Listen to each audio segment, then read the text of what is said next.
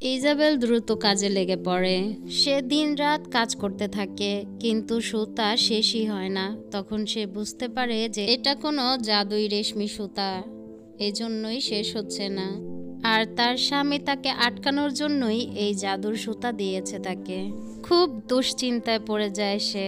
তারপর পাশের গ্রামেরই এক ডাইনি ছিল জাদুকরি, তার কাছে চলে যায়, মিনতি করে যাতে সে তাকে এই জাদুই সুতা কাটার বুদ্ধি বের করে দেয়। তখন ডাইনি বলে, চুলা জ্বালাও আর এটাকে আগুনে ফেলে দাও, এছাড়া আর কোনো উপায় নেই। ইজাবেল কথা শুনে বাড়িতে ফিরে আসে আর সেই রেশমের পোটলাটা আগুনে ফেলে দেয়। তখনই আগুন বেড়ে যায় ধাউ ধাউ করে, আর সেখান থেকে এক আশ্চর্য ব্যাঙ লাফিয়ে ওঠে। তার মুখ থেকে বের হচ্ছিল সেই রেশমি সুতা। কিছুক্ষণ পর আগুন নিভে যায়, সেই ব্যাঙ গায়েব হয়ে যায়, আর মাটিতে পড়ে থাকে সেই সুন্দর রূপালী রেশমি কাপড়। ইজাবেল তার স্বামীর কাছে চলে যায় আর তার সামনে কাপড়টি রাখে। তারপর সে ফিরে যাওয়ার কথা বলে, কিন্তু তখনই সেই স্বামী তার আরেকটি শর্ত দেয়। সে টেবিলের নিচ থেকে এক জোড়া স্বর্ণের জুতা বের করে আর বলে, যতক্ষণ পর্যন্ত এই জুতা ক্ষয় হয়ে না যায় ততক্ষণ পর্যন্ত তুমি ফিরতে পারবে না। ইজাবেল জুতো পরে নেয় আর পাথরের সাথে ঘষতে থাকে, কিন্তু এটা ক্ষয় হয় না। সে পেরেশান হয়ে চলে যায় সেই ডাইনি জাদুকর্ণীর কাছে।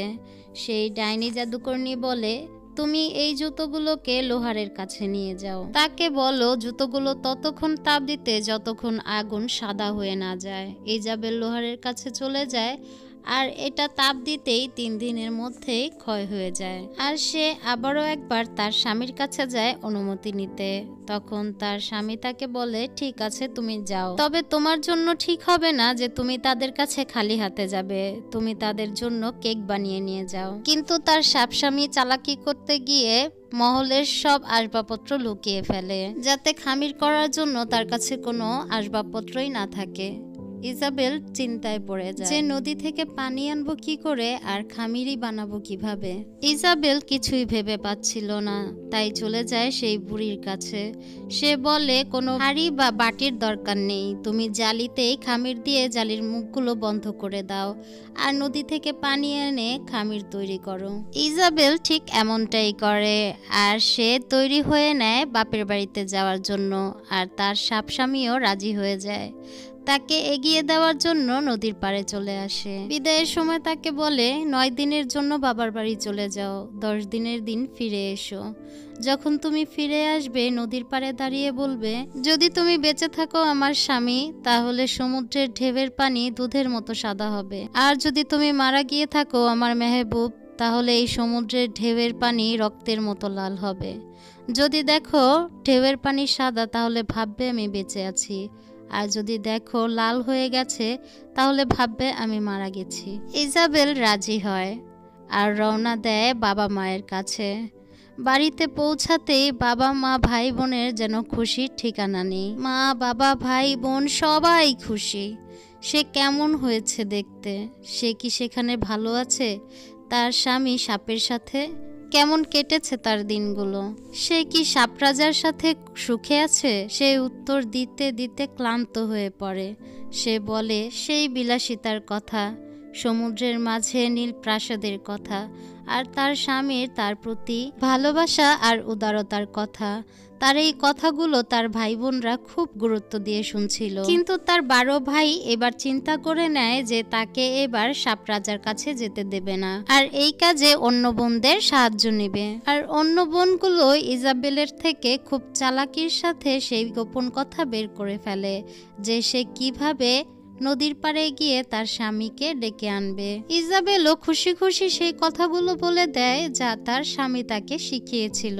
ইজাবেলের 12 ভাই ধারালো তলোয়ার নিয়ে নদীর পাড়ে আসে, আর সেই কথাগুলোই বলে যেগুলো ইজাবেলের থেকে তারা শুনেছিল। যখন এই শব্দগুলো শুনে তখনই সেই সাপ রাজা চলে আসে সমুদ্রের গভীর থেকে, আর 12 ভাই তখনই তাদের ধারালো তলোয়ার দিয়ে সাপকে শেষ করে ফেলে। তারপর চুপচাপ তারা বাড়িতে চলে আসে, আর এই ঘটনার কিছুই ইজাবেলকে বলে না। তারপর 9 দিন শেষ হয়ে যায়। 10 দিনের দিন সে বাবা মা ভাই বোন সবার থেকে বিদায় নেয়, আর বিদায় নিয়ে চলে আসে সেই নদীর পাড়ে। আর সেই শব্দগুলোই বলতে থাকে, যদি তুমি বেঁচে থাকো আমার স্বামী, তাহলে সমুদ্রের ঢেউয়ের পানি দুধের মতো সাদা হবে, আর যদি তুমি মারা গিয়ে থাকো তাহলে সমুদ্রের ঢেউয়ের ফেনা রক্তের মতো হবে। যখনই তার কথাগুলো সমুদ্র শুনতে পায় তখনই সব কিছু পরিবর্তন হতে থাকে। ঢেউয়েরা উত্তাল হয়ে যায় আর সেই সাদা রং লালে পরিণত হয়। ইজাবেল স্তব্ধ হয়ে যায়। তখনই সে তার স্বামীর কণ্ঠ শুনতে পায়, ইজাবেল, তারা তোমার 12 ভাই ছিল যারা ধার তলোয়ারের আঘাতে আমাকে শেষ করে ফেলেছে। তুমি তোমার ওয়াদা ভঙ্গ করেছ, তাই তুমি এখন এই এক জায়গায় আটকে থাকবে, যেমন একটি গাছ এক জায়গায় আটকে থাকে। যখনই কথাটি শেষ হয় তখনই ইজাবেল আস্তে আস্তে একটি গাছে পরিণত হয়। সে সম্পূর্ণ একটি গাছে পরিণত হয় আর সে বছরের পর বছর সেখানেই আটকে থাকে। মনে হয় সময় তাকে সেখানেই আটকে ফেলেছে। আর এখনো বলা হয় সেই গাছটি এখনো সেই জায়গাতেই দাঁড়িয়ে আছে।